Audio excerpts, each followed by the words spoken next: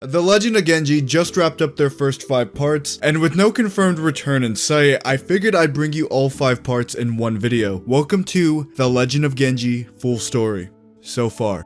The Legend of Genji begins in the modern era of Ba Sing Se. Immediately, we get introduced to the false avatar Luan. For those of you who don't know, in The Legend of Genji, there is a guy who everybody believes is the avatar, but the real avatar is actually Genji, someone completely different. We can already see in a modern timeline that the avatar is more of a celebrity. Cameras are pointed at them, the media is asking them questions, and his whole return to Ba Sing Se is being live streamed on TV. I love this shot right here. As the TV is being turned off, it's Genji in Luan's place. The real avatar in place of the fake avatar. Genji is the complete opposite of Luan. He's not rich, he's not living in Ba Sing Se, he's working in a small auto shop in Jinsha. Genji is the real avatar, but he clearly doesn't know it yet. He tells the man working with him that the avatar doesn't know what it's like to have a hard life. He doesn't know what it's like to be him, and Luan wouldn't last a day here. No matter how much Genji denies it, he dreams of getting out of the shop. He wants a bigger life, he wants to do what Luan's doing. The fake avatar Luan is now meeting with the president of the Earth Kingdom. Luan tells the president that he's ready for his earthbending exam, and he's excited to finally learn some firebending. Now the president shoots down that idea real fast, and tells him not to get too far ahead of himself. He tells Luan that they can discuss firebending training after he aces the exam. I've said this before, and I'll say it again. My theory is that they're going to keep his exam scores just low enough so that he can never move on to firebending. I think this guy and most of the government officials know that Luan is not the real avatar, and they found this fake avatar to just keep the world in check, because they think the avatar cycle ended with Korra after she broke the connections to her past lives. We get informed that there's going to be a very important party where there's going to be a treaty signed between the Earth Kingdom and the Fire Nation, and Luan needs to prepare a speech. We finally get back to Jinsha to see Genji and his sister walking home from school. Genji's sister is very upset with him because he was late picking her up from school. So to cheer her up, he starts to sandbend her in the air, throwing her around, and really just showing he has great sand manipulation with what I'm assuming to be no formal training at all. When they finish, there's a bunch of people looking at them weird. These people are upset that Genji was sandbending. There's clearly some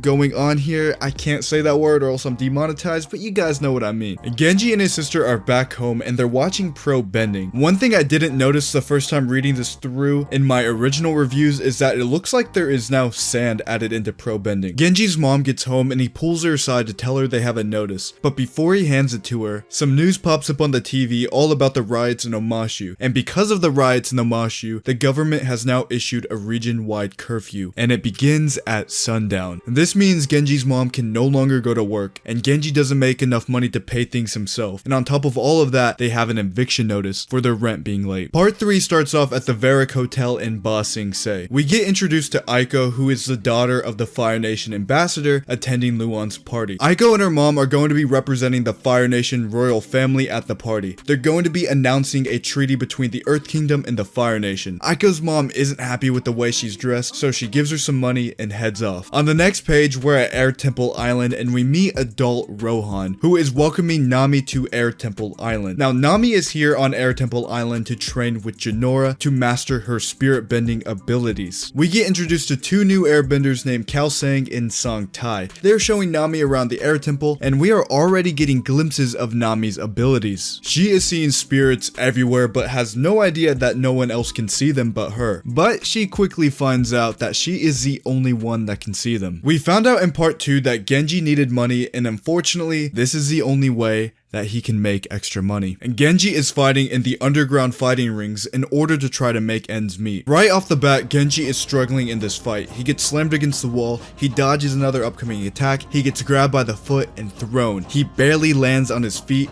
The fight resets and they're both standing upright. The guy kind of throws like a switch stance right hand at Genji's stomach, and Genji is down and out. Genji gets beat up, he gets injured, and on top of all of that, he gets no money for any of this. It is winner takes all. This guy right here, his name is Malik. and he sees Genji is going through a hard time and offers him a job. At first, Genji wants nothing to do with him because he knows this guy is up to no good, but the deal turns out to be too lucrative and Genji accepts. Given the current situation that Genji's in, he has to accept. He knows this guy is up to no good, but he needs the money and he needs to support his family. The job he has to do is a delivery job. Genji has to deliver these suitcases. Usually this wouldn't be too big of an issue, but since there is now a region-wide curfew, there are guards everywhere. He finally makes his way to the clients, he gives them the suitcase, they give him the money, and he goes to walk away. However, Genji can't help himself but to look at what they receive. But these guys don't like that Genji saw, because this is clearly some type of illegal technology, and when Genji looks at them, they attack him. The party that was mentioned a few parts back is finally happening. Aiko shows up late, and her mother is not happy with the outfit of choice for whatever reason. I think it looks fine to me, but Luan and Aiko end up taking a few photos. I guess this is kinda symbolic of peace between nations. I don't know. We get back to see what's happening to Genji. The people receiving the suitcase unmask him and discover that he's just a kid, so they decide to go easy on him and let him go. Genji sneaks back home and his mother catches him. She ends up asking him where he's been all night. They get into a big fight about this. Genji's like, lay off me, I'm fine, nothing happened, and his mother reminds him that it's dangerous to be out after curfew and says let's not forget that being a sandbender is enough of an excuse to lock you up for life. Genji is just a teenager and he really doesn't understand that his mother just wants him to be safe, so he's gonna fight her on this one. In his mind, he thinks he's doing what's right, and in his mother's mind, she thinks her kid is just risking his life for no reason. They get into an argument and Genji brings up the fact that his mother is gone all of the time. Just like all fights, when things get heated, the truth comes out and you complain about things of the past.